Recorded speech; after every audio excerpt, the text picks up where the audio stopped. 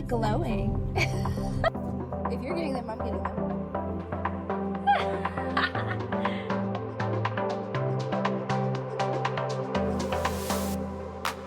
Hi, hello, and welcome to The Bookish Life. I'm Jess. And I'm Tori. Today's episode, we're going to talk about Crescent City 1, House of Earth and Blood, and Crescent City 2, House of Sky and Breath. Yes. All of our theories. Jess has her book if you want to look at it. Yeah. Well, I just finished my reread yesterday. Lots of gray, which is like important world building stuff. Nice. Yeah. We both reread it though recently. We read book 1 in December and book 2 this month, and mine still hasn't come. I think the Walmart lied to me. It said it was coming today on the 26th, but can you not track it? I can, and it still just says shipped. It didn't say anything else, and it said shipped 2 days ago. It's coming from Georgia. Oh, so. Okay. I canceled mine. Well, I requested a cancellation. They might not be able to do that, but we'll see. But it's a special, like, it has extra chapters for the Walmart edition.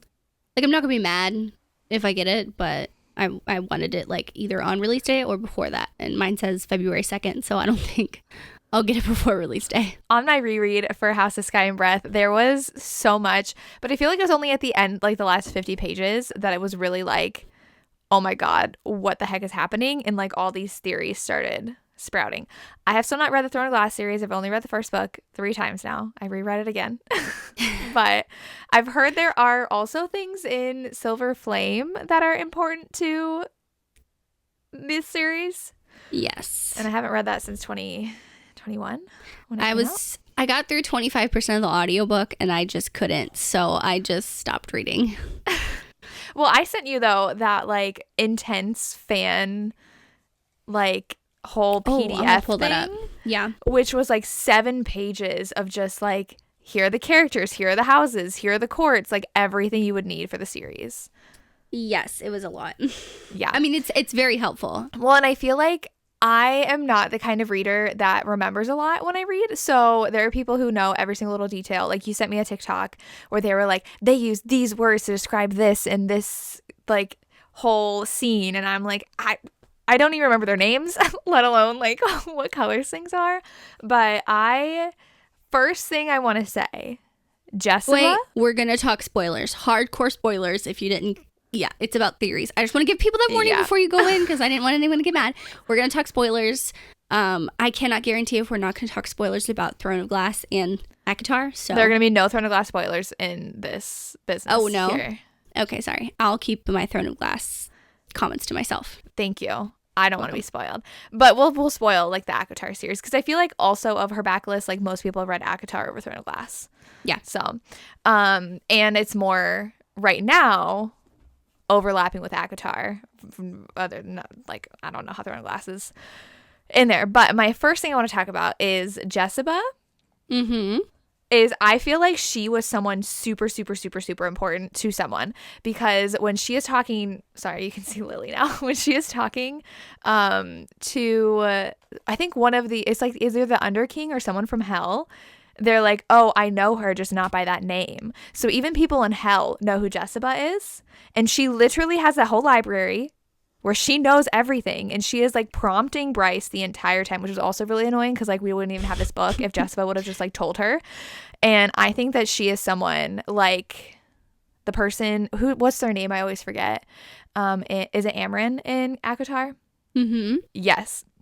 Because also at the end of House of Sky and Breath, Bryce, obviously this was a big spoiler, and I'm just like sad that I missed out on that shock. I should have read this book when it came out. I was spoiled by that ending, and I could not imagine the feeling of like seeing those characters at the end of Crescent City and not knowing. But the only people that could speak her language were Rhys and Amren, and that was it. And they were like, we haven't heard that language in 15,000 years, which was the last time that the Asteri were on that planet. Yes. So I think Amren and Jessica are very similar. I think Amren, Fury, and Jessica are similar. Fury and Amren look very similar, the way that they're described. Because she sees Amren and she was like, why do you look exactly like Fury? And she called Rhys Rune. She's like, Rune? Yes. I don't know. Go ahead. Here we go. I'm reading all this stuff because I like read it. I like looked over it. I think they're related though. Like they're descendants of like one another. Yeah, I don't know which one. I'm assuming Rhys came first because he's older. Yeah. Because I've heard that House of Sky and Breath takes place 6 months after Aka Sif, A Court of Silver Flames. Oh, I don't know the timelines of anything. Someone said that Bryce drops this thing. I read it on this thing, the thing you sent me. Bryce drops into Prythurin 6 months after Aka Sif ends. Sorry. Okay. Do fucking abbreviations get me? Okay. Well, because they talked about how they bred the Fae, because she's like, he has pointy ears, he has black wings, but like in this world, in the Crescent City world, they don't have pointed ears and they have white wings. And so like, but they said the guy is it Regulus? Was that his name? He was saying like, he's like, we were breeding them to be what we wanted from that planet. Yep. But also was it their people, the Fae, were fighting with Hell against the Asteri? Yes. Okay. Yeah, and that was that like romance you heard about. Yeah, Hell aided, I'm pretty sure, like Rhys's people previously, like in Prythian, and they kicked the Asteri out of that planet because at the beginning of Akasif, so A Court of Silver Flames, Cassian goes into Rhys's office and sees this planet thing. Like, he just offhandedly mentions, oh, Rhys explained it to me previously, but I don't fucking remember which one pissed me off because I know that she put that in there for a reason. To tease what could come. But it's the same kind of like model thing that was in Bryce's dad, the Autumn King, in his. Yes. So I don't know what kind of distant, like, I don't know why he's called the Autumn King and he's the only one called that. So like this thing says that there's the Autumn King, which is Bryce's dad, the Stag King, which I don't remember that one being, and then there's 5 other unnamed Fae Kings. So that means there's 7. Okay. Isn't there 7 courts, or is there 12 courts in Prythian? Well, there's all the seasons, right? And then day. There's night. 7. What are they? Though? I have this Prythian thing right here. It has one. Oh, it's spring, autumn, summer, dusk, dawn, night, day. Isn't there a dusk and dawn court? Winter court? Maybe it's not dusk and dawn. Google. Okay. Well, and like that's how I feel like I need like a guide, a handbook to all of these worlds that are together. Because I've only read A Court of Silver Flames once, and I don't remember. There are 7. Summer, autumn, winter, spring, night, day, dawn. So there's no dusk. But they talk about dusk a lot in dusk. What is it called? Dusk is truth. So is there like is there a 7th court in Prythian that's called Dusk, but they haven't, like, that's what Danica was listen. Oh, Danica, the amount of things that she knew that she was not telling Bryce. This bitch. But yeah, there is 7 courts. Even her mate, I'm just like, you were supposedly best friends with this person, and you didn't even tell her that you were mated to someone for 2 years. And she's like, oh yeah, she did stop sleeping around 2 years ago. And I'm like, she didn't tell you anything. I feel like if I changed that much as like my best friend, you would notice something. You'd be like, something's wrong with you. She did, but she didn't say anything. She's like, oh yeah, I remember her being like more withdrawn then. I don't know. Just like the fact that between Bryce and Jessica, I was like, if you had just told, not Bryce, between Danica and Jessica, I was like, if you would have just told Bryce these things, like, what the heck? Also, I would die if Hunt got amnesia, which is another theory I've heard, because when he gets the tattoo put on him, he was like, what? And he knew nothing at all. Yeah. I remember that line.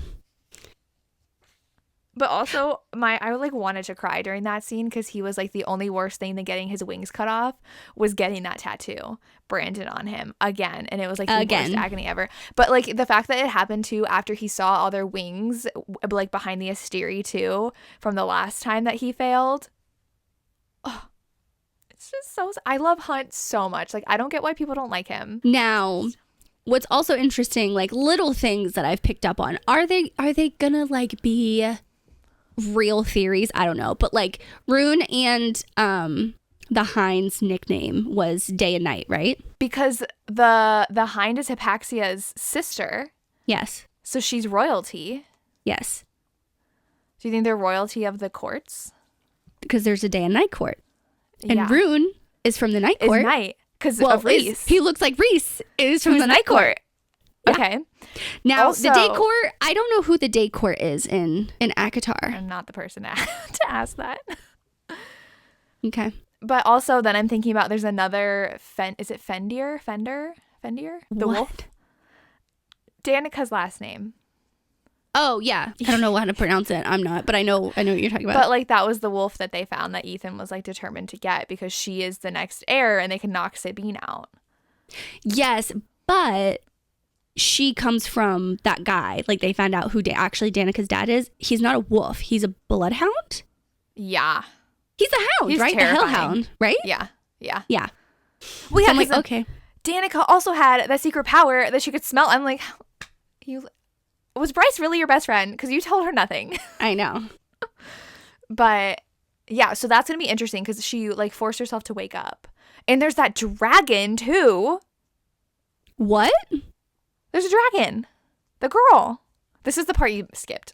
You skipped like 100 pages. I did. I was trying to get through the audiobook before our live show, and I was like, I know the ending's super important. So okay, what dragon? From the guy, the guy who had the people that he would like send down into hell, those people like that would captured, that like magic guy, I forget what his name was. 80s? The cat? No, the guy who had the wolf captured, like in those little pools, and he would send them down to like talk to like the dead and stuff. That Ethan asked to like check on his brother with. Oh, the when rings. they went. Yeah. The astronomer. I was like, it's an A name. The astronomer, right? He had rings that Ethan stole, and they had the first sprites in them. Do you remember that? And he freed the sprites. Yes. And they're like, do you know Lahaba? And they're like, oh, no, but we know like her lineage, and we need to try to tell people about her. And I was like, so but then, and so like they were really fun. I like them. But then the other ring had a dragon in it. But now in the dragon like girl, and she can kill the princes of hell. Yeah, so dragonfire is one of the few substances, Jesus, proven to harm the princes of hell. It can even, but they can burn even the prince of the pit. No, but do you remember how, oh my God, Amarantha put that eyeball of that person in a ring? Yeah. It's like the same thing. Yeah. They had them like captured in a ring. Yeah. But that was from ACOTAR. Wasn't that like her old lover? Yeah, but she put a part of it in the ring. Yeah. Still the same, like, I don't know. There's just like so many crossovers. But the dragon is now working for the Viper Queen. I skipped that part. Okay. Well, that's who Therian sold himself to, right? Yes, the Viper Queen. Yeah. Yeah. He was just so fucking rash in doing that. Okay, I'm like, why would you do that? He's like, I only have 30 minutes. What can I do in 30 minutes? And then he's like, oh yeah, I'm going to go do that. So now he's serving the Viper Queen, but the dragon is also fighting for the Viper Queen. Yeah, the Viper Queen is iffy to me. I'm like, who are you? But like she had the kid the whole time too. And I'm just like, this Viper Queen, what is up with her? Okay, now you remember how I said dusk and dawn like that? I don't know if that's like a thing. So in this thing, it says at the Crystal Palace, there are 4 doors that Bryce goes only into dusk because she's trying to figure out dusk's truth. Mm-hmm. But there's dawn, midday, midnight, and dusk. So there's 4, like the 4 points of the day. Okay. I don't know. Maybe it's not really dawn court, but I'm like, why would that be a coin kink? There was so much in that end because then she started talking about all of the different like worlds that they had taken too. Mm-hmm. And like one of them was hell that they had taken over. What did you say? Are they on Midgard? Yes. That's where Bryce is from. One of them was Midgard. I have to read this like in detail because I just got to like how Throne of Glass is. So, but like also I feel like even I've read Throne of Glass, the first one. There in every book they talk about portals going to different worlds. Yes, they're called different things. Like there's word marks in one series. There's gates in Crescent City. Yeah. And I forgot what ACOTAR is, but there's like something. Pretty sure there's something. But they lost the ability in Crescent City to go between worlds. Until Bryce with the horn. Supposedly, yes. Yeah, that's what they've been stuck in that world. There is a tiny thing in Throne of Glass. It's not a spoiler. Similar to that. That it's like you have to pay attention so much in it's the last book, Kingdom of Ash, that something happens. Okay. And I don't know where that timeline is compared to everything now. When does Throne of Glass occur? I don't know. I thought you told me, maybe someone else told me that it was like way after or way before? I think someone said that in our live show. Yeah. Okay. But someone said it happened way after.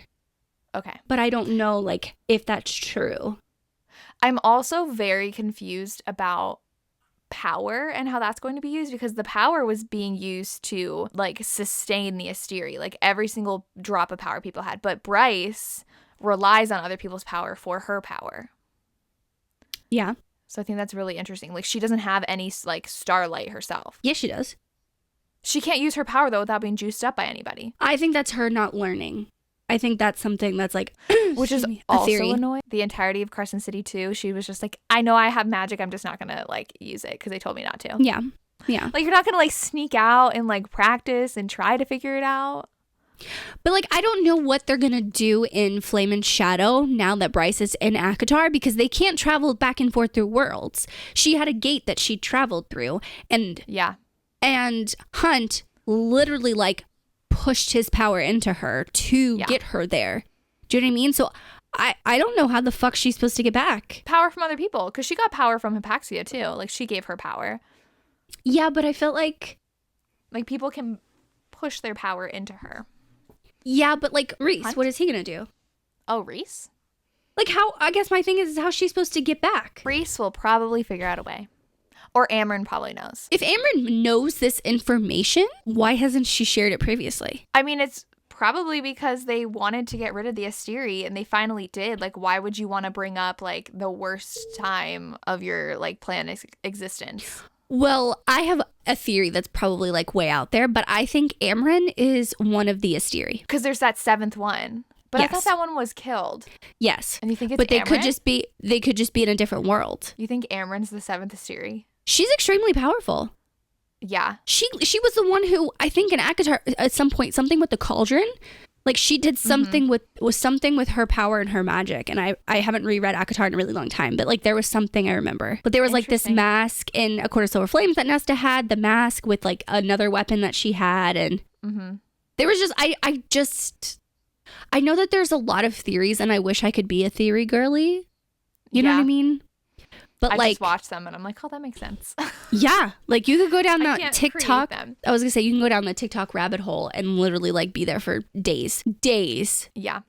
I will say it was really funny, though, when she showed up in, like, the ACOTAR world. She's like, there's grass in hell. They eat bread in hell. Where am I? It was really funny. Yeah. But also, like, they made a huge deal about the swords. I know we had talked about that in our live show. How they're like, oh, my gosh, because she took rune sword with her. But then isn't that Reese's sword too, the one that's the matching one? It looks very similar. Yes. Oh yeah, it was the missing one. They said, like, it when it's something like there's but they said something like when those two swords are reunited, there'll be peace or healing or something in the world. Yeah, but, like, I don't know exactly. Reese and Rune have the twin swords. Yes. And they look exactly alike. Okay, so once again, I don't know if those are two time periods happening at the same time, to where, like, we don't know who Reese's dad is.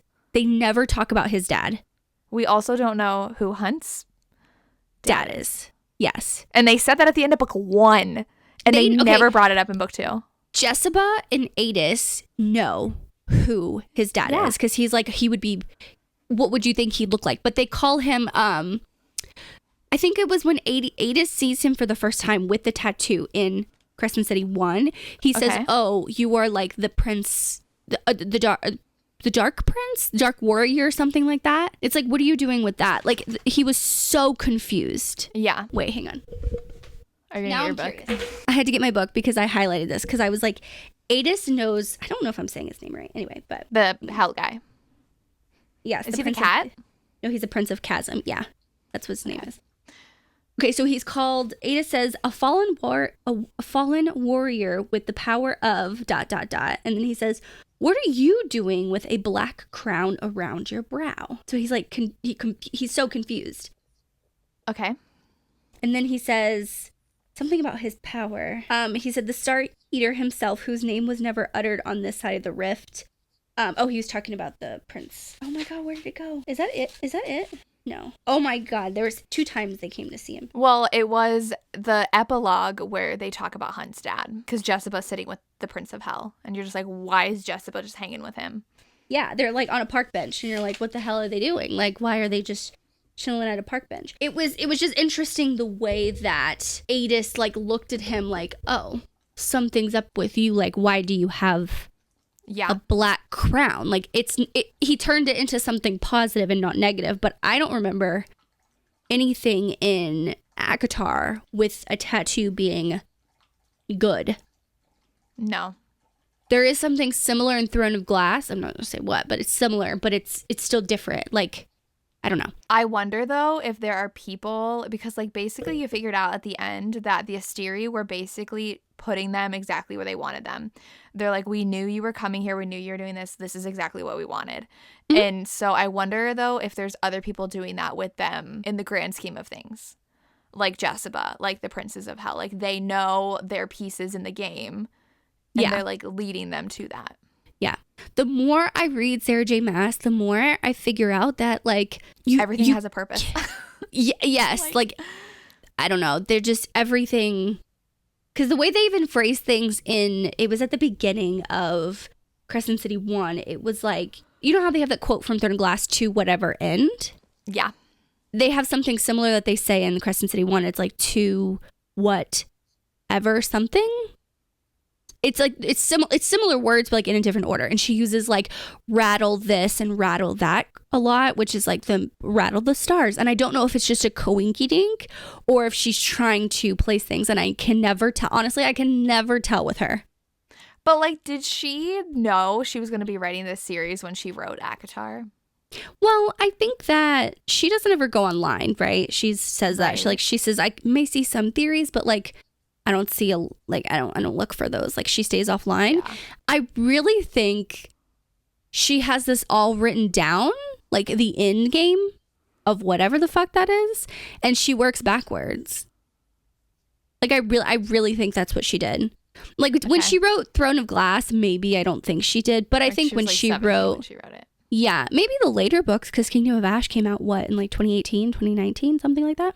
Well, because like when I read Throne of Glass, I was like, this does not feel like the start of like an epic fantasy. No. This feels just like your cutesy, I mean, not like super cutesy, but like a cute YA tournament style fantasy. That's what it felt like. It did not feel like the beginning to this like epic saga of series that are all going to like combust together.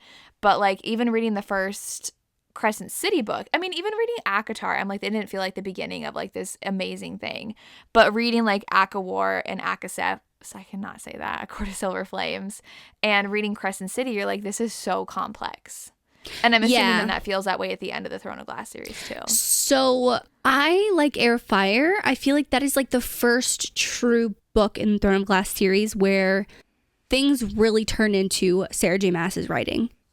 And I think, and like she introduces like a main character in there, and like you see everything that starts happening. So between that one and Queen of Shadows, which is 3 and 4, book 3 and 4 in the Throne of Glass series, that's when it really, really gets heavy into like what I would consider, now we know, Sarah J. Maas's writing. And I think like even ACOTAR, like the first ACOTAR book, it's like, okay, it's an introduction. Like I feel like it was like a pitch, like, oh, we'll see how well this book does. And then you get into ACOMAF, ACOWAR, and then A Court of Silver Flames, and it's like you can see her evolve, and like I don't know if she like meant to throw pieces in and she's like, oh, I can bridge these two gaps, you know what I mean? But like with ACOTAR, even in the first book, she was throwing things out there like with the human world and the Fae world, how like you have the human queens and you have like the 7 courts, and then like in Midgard and Crescent City you have the humans and no one gives a fuck about the humans, you know what I mean? Like Bryce was the only one that cared. And Feyre's the only one that cares because she used to be human. So I don't know. It's very interesting. And even in Throne of Glass, there's humans, but like they're not supposed to use their magic. Like the beginning of Throne of Glass, like if you use magic, you can be like, or magic isn't there anymore, or something like that. Like you can't use it. Yeah. Like you'll be punished. Yeah. So I don't know. Like I honestly don't know. I would love to know where it's going, but like I don't know. Like even with some of the books in the Throne of Glass series, I personally don't think that like Throne of Glass, ACOTAR, and Crescent City take place at the same time. I think Crescent City and ACOTAR do.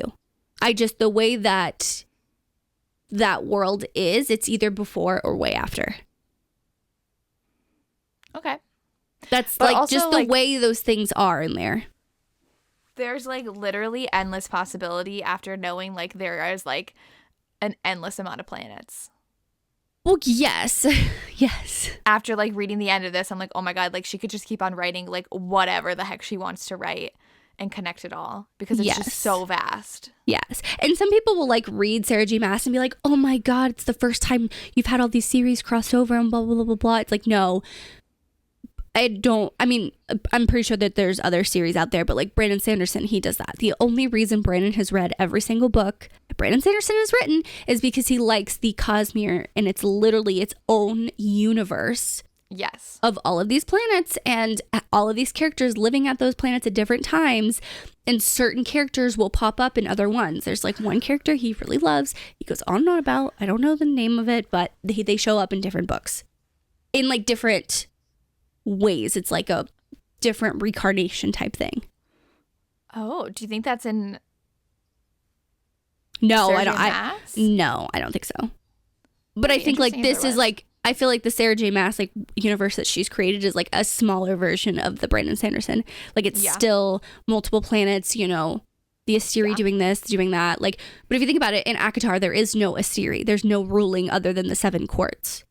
But in Midgard, yes, but in Midgard you do have like the ruling people of the Fae, of the witches, of this, and that's like Hypaxia. Yeah. She's, I think, what, the Queen of the Witches or something? Yeah, which also is very interesting because like they mention House of Flame and Shadow so much in this second book. Mm-hmm. Like with the witches and Hypaxia, like they're from Flame and Shadow, and so is Jessica. So it's just like they keep on mentioning Flame and Shadow, so you know, I'm assuming then the witches are going to have a big part of the book with Hypaxia. Yeah. Mm-hmm. Yeah, and then Hypaxia, and then Hypaxia actually took the thing off Hunt, his tattoo. She was the one who broke it. So I don't know if they're going to come into play again and try to be able to take the tattoo off of him. But like, I just know because Hunt and Bryce are separate now. I hate that. I hate when these two characters are separate. They better not stay separate like the entire book. That would be so obnoxious. Yeah, I have a feeling it's probably going to be the whole book. And then like at the end of the book, they're going to come together and she's going to set up whatever book's coming next. Well, and is Rune going to keep on locking Lydia behind Lydia? Yeah.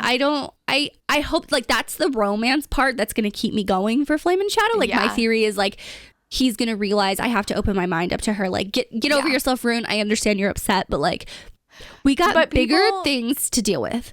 But like they compared her to Hunt. Like they were forced by circumstance to act like they were. Like, do you see Hunt as this like big bad killing machine? Like they call him Humber like, Mortis. They like call him death. Like, no. But he's not, and he didn't like doing that. But that's the same with the Hind. Like she had to act that way, even down to like her voice was different, which is insane. And so like I hope that Rune is able to realize that like it's not because she wants to be this big killing machine. She literally had to do that. And look what she did with them and for them. Mm-hmm. But also, how many people know about the truths about all these things? Because also, Danica was figuring out about, like, there's no, like, the afterlife, like, that they were promised, like, doesn't exist. So you know how, like, Bryce basically gave up her place for them? I'm like, that didn't even matter because it's not a thing. Didn't matter. But, like, they were lied to about the whole time. But, like, so many people knew that. And she's like, if you knew, why didn't you say anything? They're like, well, because then everybody would freak out. So we just didn't tell everybody. I'm like, there is so much that, like, people know that they're not telling everybody else. Yeah. But I see a lot of similarities with like the ruling people in Crescent City and then ACOTAR. Like you have the water people, like where Therion comes from. Mm-hmm. The River Queen, like how they're all mer people or whatever. Oh, and then what is she called? There's like a Queen of the Ocean too. Oh yeah, I don't remember what her name is. Yeah. Which then he's just like, the River Queen really has no power. She like literally rules a river, not the giant ocean. Yeah. But there's something similar like in ACOTAR where it's like they're not water people, but it's something with the beach or something like that. I don't know. But it's very interesting, like the little similarities. And I'm like, part of me is like with Sarah J. Maas, there's no coincidences. No. And now I should have reread. I'm so annoyed. I didn't plan for this. I'm like, I'll just reread Crescent City 1 and 2. And I'm like, when all of these books come out, I personally think it's going to be House of Flame and Shadow. Asriel's book. You don't think it's going to be Elaine's? I think I think there's a reason why Azriel was the one who found Bryce. I think there's a reason it was him and not Cassian. Okay. Because he's the one that doesn't have his mate, supposedly. But do I think it's gonna be Bryce? No, I don't think it's gonna. No. Was that even like a theory? Some people might think like, oh, Bryce is in this new world. Like, well, also it's one of those things where it's like the mating bond, whatever you want to call it, in ACOTAR is so much more intense. Yes. Than compared to Bryce and Hunt, but also if you compare Lydia and Rune, I think that they actually like have a really intense connection. Like the first time that they have sex in their minds, you know what I mean? It was very intense. But like the first time Bryce and Hunt, I mean, it's intense, but it's not like that like soul connection. So, it is later for them though. It is, but it's not like, I mean, don't get me wrong. I do think they're mates. I think they're mates in like a watered down version. The same thing with Rune and Lydia. I think it's more of like watered down from what ACOTAR is. But I'm like, but why? If it's not two different times, why is it? They said that they've been breeding them. But that's how I think it's going to go, is it's going to be Bryce, Flame and Shadow. And then I think we're going to get Azriel's book. And then we're going to get, what is the other house? Many Waters. Yeah. But also, if you look at the front of the book, it's Earth and Blood, Sky and Breath, Many Waters, then Flame and Shadow. On the front of which one? The 4 houses of Midgard. Oh, you mean... So a lot of people thought it was going to be House of Many Waters because it's all listed that way. Interesting. But it's not. But it's not. So I think we're going to get Azriel's book, then we're probably going to get the Many Waters. And I think if Azriel and Elaine aren't a thing, well, they're not, because Lucian, whatever his name is, like that's the actual mate. But like, I don't know, like, are we going to get Elaine's book after? Because Azriel and Elaine are two, like we could switch those out. But I just think there's a reason why Azriel's the one that found Bryce and not Cassian. Yeah. Because in A Quarter Silver Flames, Cassian is with Nesta a lot of the time because he's the one that's training her and stuff, and Mor and Azriel are doing all this like stuff with the human queens and this and that. I forgot like the what of it, but in the first 25% they're talking that Azriel has to go out and do his thing and then Mor has to go and do her thing. So I don't know what they're gonna do, but yeah, I think that we're gonna see a lot of books left to write. She does. But I also think that because Rune and Hunt are both captured together, I think Rune, if Hunt has really lost his memory, which, you know, that's your favorite trope, so you should love this. Yeah, but then does he just become like this killing machine for the Asteri again, but like not having his morals anymore? His mate, his literal mate, isn't even in the same world anymore. But it's like Vampire Diaries with the Ripper. Like, is that going to be Hunt now without his... But if they are together, I think Rune is going to play a big part in trying to get Rune's memories back. And I think Lydia's going to also try and do whatever she can by still playing both sides. But they don't know. Yeah, I was going to say they don't know that she's on both sides. The Asteri don't. No. Because Harpy's dead. So it's the Hind, the Hellhound, Baxian. He died. So he's Did he die? Did he die? I thought or was he just captured? They know that he's a turncoat. Cormac died. He like blew himself up. Yeah, Cormac can go fuck himself. It's fine. I don't like him. I felt bad for him. I mean, I did, but he literally came in like very abruptly. I'm like, and he can leave very abruptly, like he did. So it's fine. Okay. But yeah, that's my theory of how it's gonna go. We'll see if I'm right. But I mean, I'm very rarely. I can't even guess a killer in a romantic suspense. Okay, so these theories are just, you know, we'll actually see if they happen. Yeah, I mean, I feel like I just see the obvious stuff. Yeah, so, clearly. Yeah. What do you mean by clearly? Like, we all see the obvious stuff because it's obvious. Yeah, but let's see, like, the only thing, like, those are the only theories I have are the obvious ones. The other ones, I'm like, oh, maybe. Yeah. I mean, I love scrolling on TikTok because they help me, like, think of things. But I don't want to see spoilers. That's what I'm worried about. I'm not scrolling this weekend. Not with people getting the book early. Like, I'm not doing that. I'm not. Well, they already posted to the Instagram of them, like, running away from something. I was like, what are they running from? I mean, they're always doing something, but I literally, if someone spoiled... Listen, I was a dumbass and spoiled Crescent City 2 for myself at the end when I looked at the page number and I saw the last line. Oh, I was looking. Know that you did. Yeah, I said that in the live show. Did I? Or was it before you got on? I forgot what it was. Anyway, I was a dumbass and spoiled it for myself. So I'm not looking at the page numbers. I'm not doing any of that. I'm not flipping through anything. If someone spoils something for me, I'm going to riot because I plan to read it on release day. So I keep seeing people like, oh, I'm this far into House and Flame and Shadow. It's like 100 pages. And she's like, oh my God, guys, it's like no spoilers, but she's saying, oh my God. I'm like, I don't want to see that. I don't want to see anyone's reaction. Anything. I just hope there's more action though, because there was not in both of them. All the action was at the very end, and in Crescent City 2 was at the very end. Yeah. So it'd be cool to have some action throughout. Yeah. I'm very interested in how Bryce is going to communicate with everyone, because only Reese and Amryn can talk to her. But she knows languages, so I thought like they would find a language that they both knew. Yes, she does. I also just realized that Feyre has a baby in Akasif. Oh, so we get to see the baby.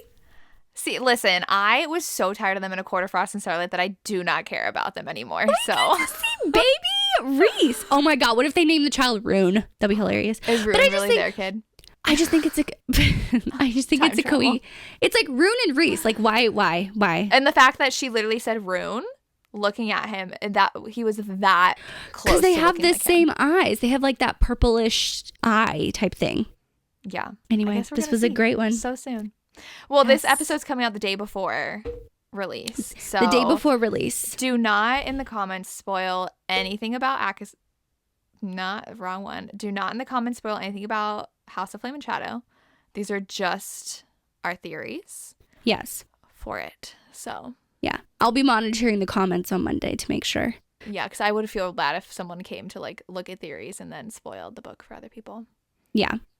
For the new book. But we plan to do a spoilery episode in February as well. So once we both read it, we're going to talk about our spoiler thoughts, and we can be all excited and come back and hopefully I can read it. I want to read it by the 31st, so I give myself 2 whole days to read that book. I want to read it all in one day, but we'll see.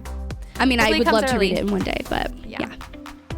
But this was a fun episode. Thank you so much for listening. If you're on Apple Podcasts or Spotify, leave us a rating. If you're on YouTube, what kind of emoji? Do you want to do the flame emoji for Flame and Shadow? Yeah, you could do the flame and then the smoke for the shadow, because there's no shadow. Yeah. That was a smoke one. Thank you so much for listening. We hope you enjoyed our Bookish Life, and we'll see you next time. Bye. Bye.